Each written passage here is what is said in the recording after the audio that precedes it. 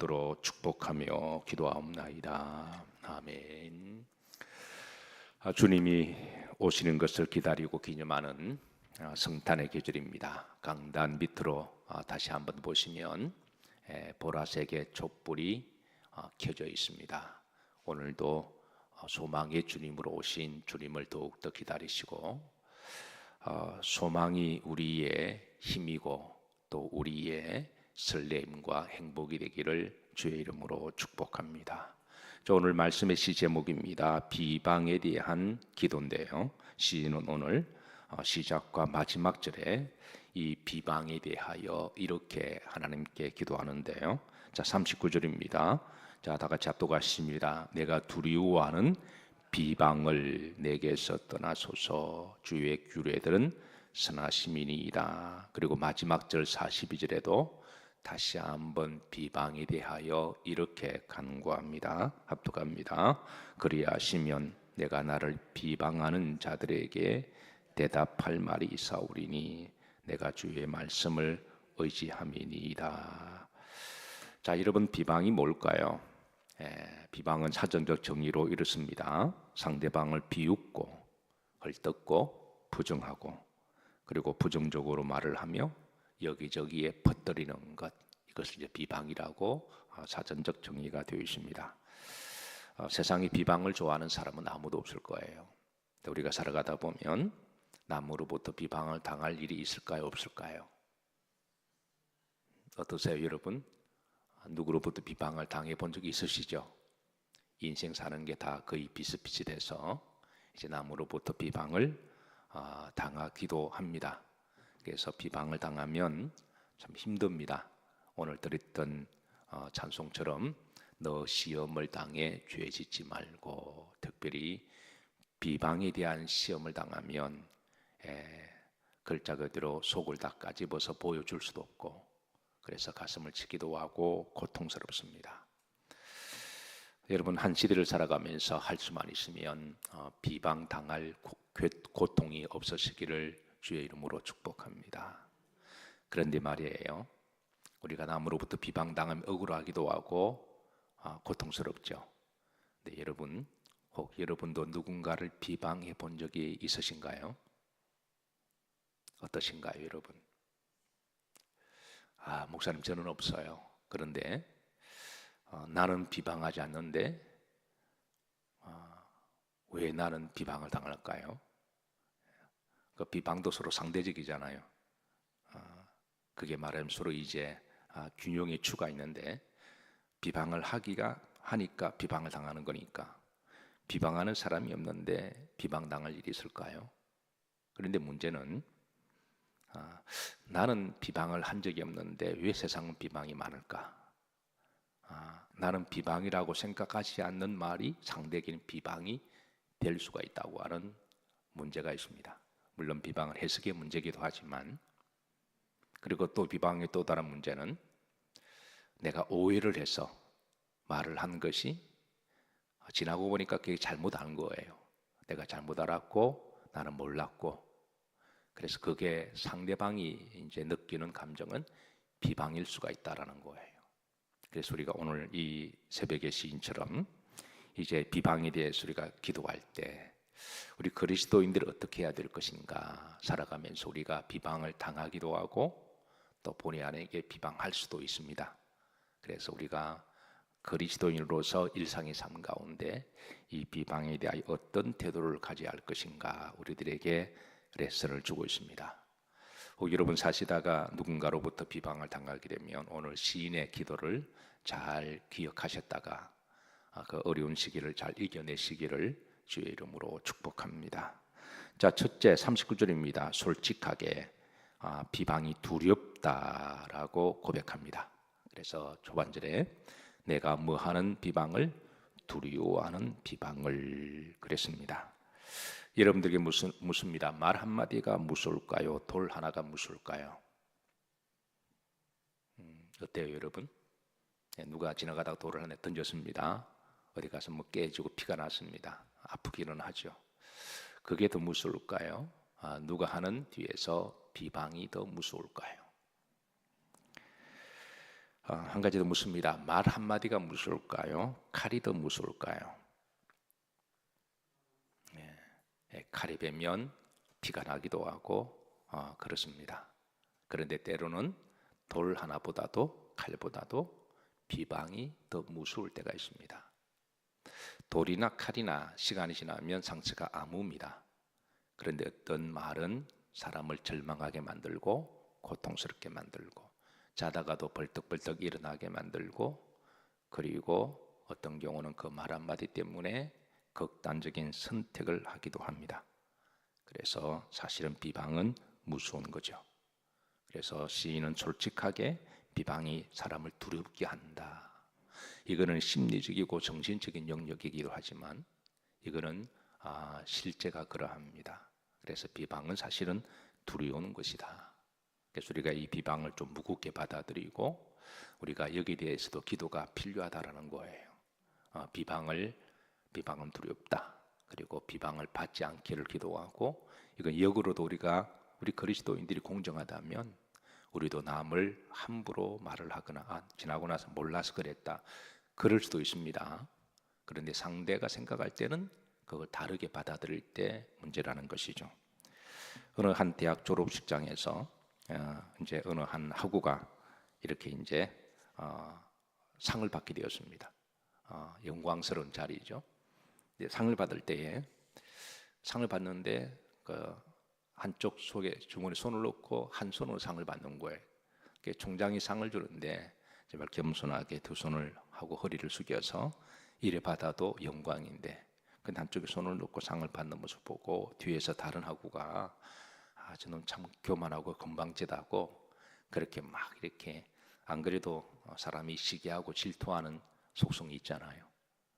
그래서 상대가 그랬을 때 막 이렇게 비방을 했는데 옆에 있던 다른 한 학우가 이렇게 툭툭 치면서 저 학우가 저렇게 상을 받는 거는 한쪽 팔이 없음에도 불구하고 그동안 열심히 공부를 해서 두 쪽 팔이 있는 사람보다도 더 성실하게 더 열심히 해서 상을 받았다라고 일러준 거죠. 물론 모르는 사람은 건방지게 볼 수도 있습니다. 손을 놓고 상을 받는 모습이 때로는 시기하는 마음과 안 그래도 교만하게 비방할 수 있지만 몰라서 그런 거죠. 사실 그러나 우리가 알게 되면 사실 비방거리도 아니고 시험거리도 아닌데 몰라서 우리가 그렇게 말 한마디가 남의 마음을 아프게 할 수도 있다는 거예요. 그래서 우리가 이 비방이라고 하는 것은 사실은 사람을 두렵게 만드는 것이니까 우리가 그런 일이 없기를 기도하고 또 혹이라도 우리가 남으로부터 그러지 않기를 우리가 이제 공정한 추를 달아서 우리가 그렇게 기도해야 되리라고 믿습니다. 자, 비방의 반대는 뭘까요? 바로 칭찬이겠죠. 칭찬하고 격려하고 위로하는 일입니다. 비방은 사람을 고통스럽게 하고 두렵게 하지만 또 반면에 칭찬은 사람들이 다 좋아합니다. 칭찬은 사람도 기분을 좋아하게 하고 고래도 춤을 추게 합니다. 한때 칭찬은 고래도 춤을 추게 한다라는 책이 유행한 적이 있죠. 근데 고래만 춤을 추는 것이 아니라 집에서 키우는 반려견도 춤을 추게 하고 그리고 꽃들도 나무도 칭찬을 다 좋아합니다. 오늘 여러분 하루 살아가시면서 주변에 혹이라도 주변 사람들대로 실존적으로 고백합니다. 비방이 없다라고 말하지도 않아요. 포장하지도 않습니다. 있는 그대로 사람 사는 게 다 비슷하니까 그게 의도적이든 아니면 상대가 실수했던 간에 몰라서 그랬던 간에 비방이 있을 수가 있는 거죠. 그래서 두 번째 이제 시인은 하나님 비방은 참으로 힘든 것입니다. 비방은 두려운 것입니다. 비방은 나를 아프게 합니다. 그렇게 있는 그대로 하나님께 토로하고 그리고 이제 그 다음에 하나님께 기도합니다. 하나님 이 비방이 내게서 빨리 떠나게 하옵소서 그럽니다.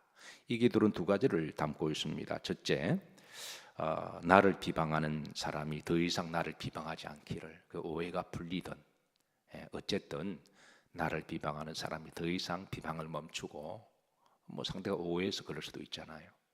아니면 상대가 좀 성숙해서 그럴 수도 있고, 어쨌든 이 문제가 빨리 해결되기를 그렇게 기도합니다. 두 번째는 혹 자신을 돌아보고 자신이 비방받을 만한 행동이나 말을 하지 않았는지. 그럴 수도 있잖아요. 상대도 바보가 아닐진데, 생각이 없는 사람이 아닐진데, 상대가 정상적인 사람이라는 것을 우리가 전제로 한다면 우리가 객관적으로 나를 한번 돌아보는 거죠. 무조건 저 사람이 잘못된 거야, 나를 비방하는 저 사람 무조건 나쁜 거야, 이런 식으로 해석하거나, 그래서 나는 억울하고 군통과 무사니까 같이 비방한다면, 그러면 중동 전쟁이 일어나는 거죠. 이스라엘과 하마스가 서로 그냥 비방하게 되면 여기는 어떤 해법이 없고 여기는 평화가 있을 수가 없는 거죠. 그런데 우리가 그리스도인들의 성숙이라고 하는 것은, 인격적 성숙이라고 하는 것은 무조건 상대의 한쪽을 해석하는 게 아니라, 그럴 수도 있겠다, 자신의 말을 한번 돌아보고 행동을 돌아보아서, 그래서 만약에 내가 비방받을 말이나 오해나 행동을 했다면 하나님 앞에 정직한 영을 주시사 하나님 앞에 솔직히 기도하는 거죠. 하나님, 내가 돌아보니까, 거울로 비춰보니까, 말씀을 통해서 보니까 그럴 수도 있겠군요. 그래서 그렇게 기도하면 하나님이 더 복되게 보시고, 그게 신앙적으로 인격적으로 성숙한 성도의 자세라고 하는 것이죠. 하나님이 원하시는 것은 바로 그런 우리의 신앙의 삶의 모습이 아닐까요? 무조건 나를 비방하는 저 사람은 악으로 규정하고 나는 억울하고 선으로 이렇게 해석한다면 나중에는 이제 똑같은 사람이 되는 거죠. 그래서 시인은 그렇게 기도합니다. 비방을 내게서 떠나게 하소서. 단순하게 멈춰달라는 게 아니라 자신을 한번 돌아보는 거죠. 한번 돌아보고 그렇게 기도하는 것. 자, 39절입니다. 그리고 이 비방에서 이길 수 있는 한 가지 방법을 찾아냅니다. 이 어렵고 힘든, 가슴을 고통스럽게 한 이 비방을 어떻게 이걸 잘 극복해야 될 것인가. 그 방법이 바로 39절 흐름줄입니다. 합독합니다. 주의 규례들은 마시면이다 선하시다. 그러니까 하나님은 선하시다. 여기에 대한 믿음입니다. 우리가 비방과 어려움을, 억울한 일을 당할 때, 특히 억울한 일을 당할 때, 나 자신을 돌아봤는데 내가 그렇게 비방당할 말이나 행동을 한 것 같지는 않아요. 상대가 어떤 아까 비방의 사전적 정의가 악의적으로 나쁜 의도를 가지고 그 사람을 폄하하거나 그 사람을 부정적으로 이야기해서 퍼뜨리는 거라 그랬잖아요. 근데 정직하게 우리가 자신을 돌아보아서 내가 특별히 그런 것 같지 않은데, 근데 상대가 의도적으로 계속 그런다면 우리 여기에 대해서 그렇다고 같이 그럴 수는 없잖아요. 같이 악다구를 부리면서 같이 하다 보면 똑같이 마귀가 되어버리니까 그럴 수가 없잖아요. 바로 이게 우리 그리스도인들의 딜레마긴 한데요. 그래서 시인은 여기에 대한 방법이 따라서 하십니다. 하나님은 모든 것을 협력하여 선을 이루신다. 여기에 대한 믿음입니다. 우리 성도들이 해야 될 일이고 가야 될 길입니다. 내가 내 힘으로 같은 방법으로 심판할 수가 있지만, 그러면 심판하고 난 다음에 나도 똑같은 악인이 되어버리는데요. 상대를 죽일 수도 있지만 내 손에 피를 묻히는 거잖아요. 그 사람을 죽이는 것은 그 마귀가 하는 짓이니까. 그럼 이기고도 지는 거 되는 거죠. 이기고도 내 영이 죽거나 하나님으로부터 버림을 당하거나. 그래서 우리 그리스도인들이 할 수 있지만 해서는 안 되는 일들이 있죠. 그게 이제 원수 갚는 것이라든가, 똑같은 방식으로 악의적으로 비방한다든가. 이건 우리가 할 수가 있지만 머리가 나쁘거나 바보라 힘이 없어서 못하는 게 아니라, 다윗 힘이 없거나 머리가 나빠서 사울의 비방을 감수한 게 아니라 할 수도 있는데 그건 안 한 거죠. 죽일 수도 있는데 안 죽였고, 자신을 비방하는데 같이 비방하지 않은 것은 그 머리가 나빠서가 아니라 할 수 있고 머리도 있지만 그걸 안 하기로 했으니까. 우리 그리스도인들이 머리가 나쁜 것도 아니고 힘이 없는 것도 아닙니다. 남들처럼 다 배웠고 그리고 머리도 있는 사람들이에요. 그런데 순박하게 살아가는 것은 머리가 나빠서가 아니라 양처럼 살기로 했으니까. 아멘인가요? 늑대처럼 살지 않고 뱀처럼 살지 않고 양처럼 살기로 했으니까. 그렇게 살아가기로 한 사람들이 그리스도인들이잖아요. 그러면 이제 목자가 막대기 들고 뱀도 때려잡고 늑대도 때려잡고, 하나님은 모든 걸 협력하여 뭘 이루신다? 선을 이루신다. 주의 말씀으로 하나님은 선을 이루시는 분임을 믿습니다. 내 억울함도 아시고 내 원통함도 아시고, 만약에 내가 비방받을지 됐다면 그건 우리가 하나님 앞에 회개기도해야죠. 하나님, 내가 남을 아프게 했군요. 내가 말 한마디 잘못해서 그럴 수도 있겠군요. 그러면 내가 회개하면 되는 거죠. 그리고 상대에게 용서도 빌 수도 있는 거고. 근데 그러지 않았는데 상대가 그렇다면 그거는 이제 하나님 내 마음 아시잖아요. 하나님은 모든 것을 협력하여 선을 이루실 줄로 믿습니다. 그렇게 맡기고 기도하는 것이죠. 그러고 나서 이게 40절에 보시면 이제 법적인 용어를 소환합니다. 40절입니다. 합독합니다. 내가 주의 법도들을 사모하여 싸우니, 비방 가운데도 계속 말씀을 의지하고 말씀으로 위로를 받고, 그 다음에 주의 공의로 그랬습니다. 공의는 이 법적인 용어입니다. 여러분, 재판을 우리가 살아가다 보면 법정에 안 서는 게 좋습니다. 그런데 어쩔 수 없이 법정에 서야 될 때, 그 법정의 재판은 참 진부한 세월이 지나야 결정이 납니다. 어떤 경우는 보통 2, 3년은 그냥 기본이고요. 어떤 경우는 10년, 20년이 지나기도 해요.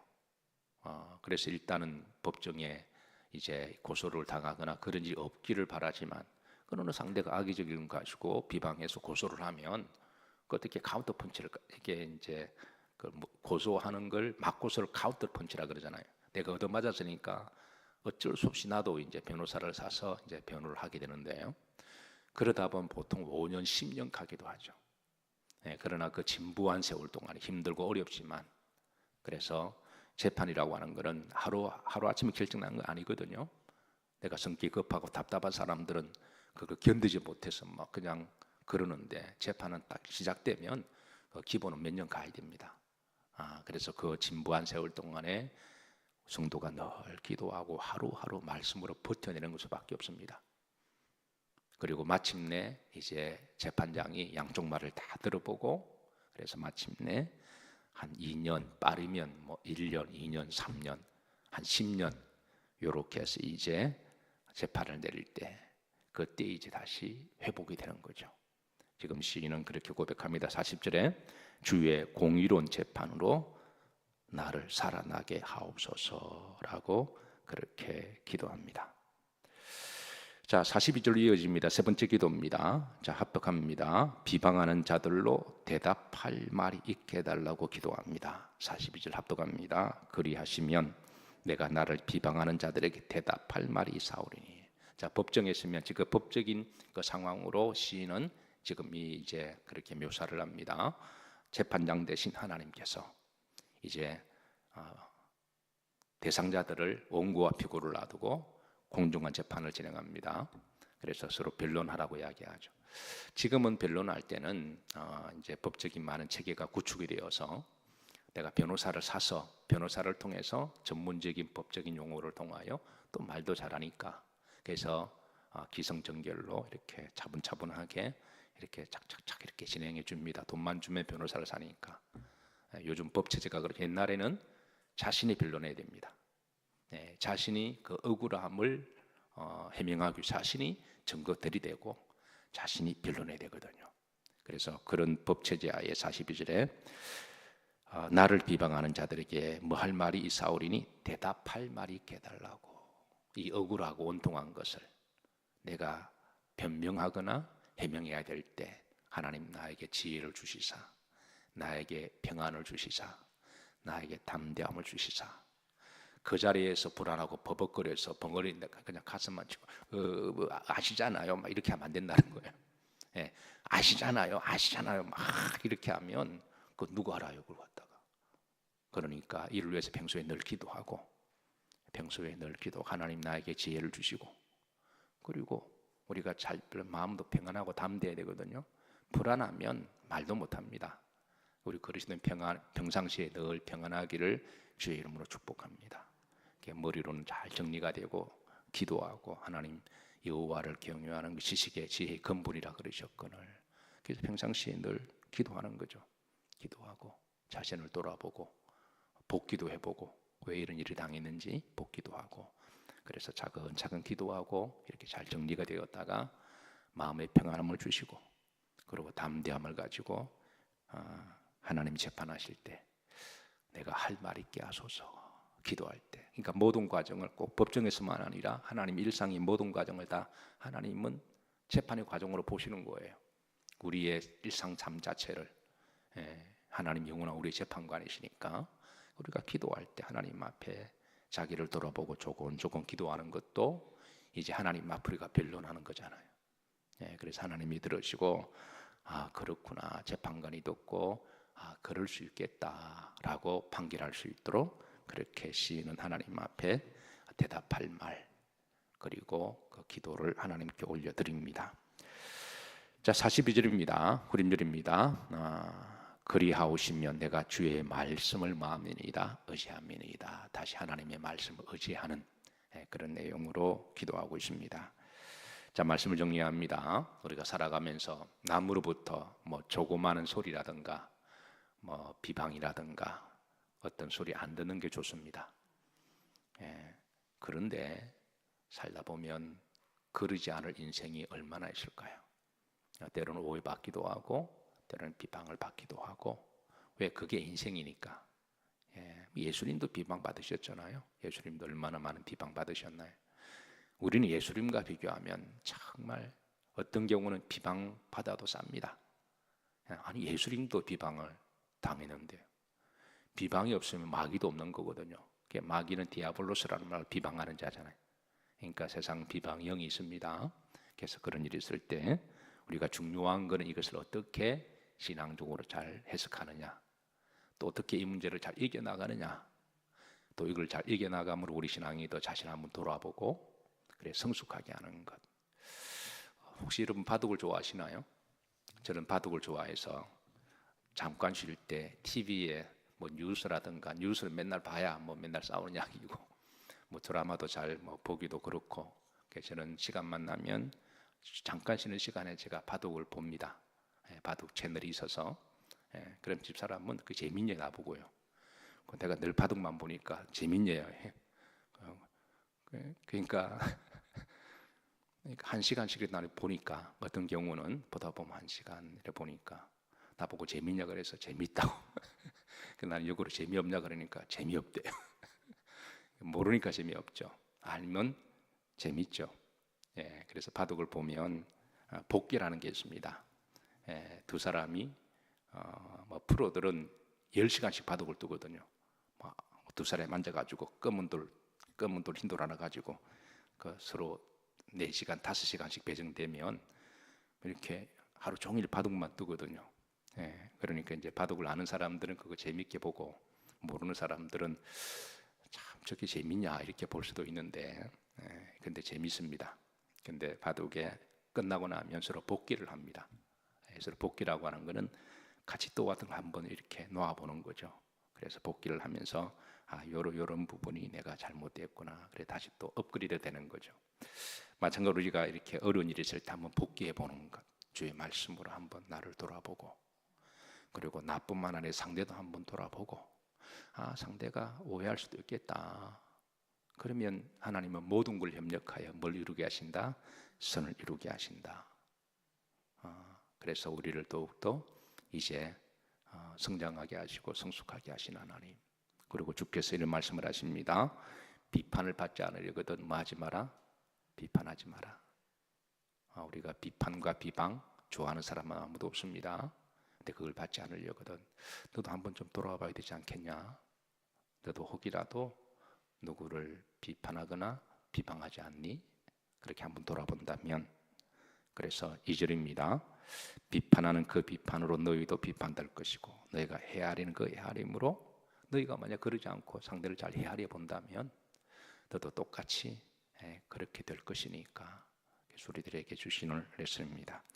우리 그리스도인들은 남을 비방하는 사람이 아니라 칭찬하고 위로하고 격려하고 축복하고 기도해 주는 사람입니다. 아멘입니까? 오늘 새벽에 우리가 그렇게 하기 위해서 오신 거죠.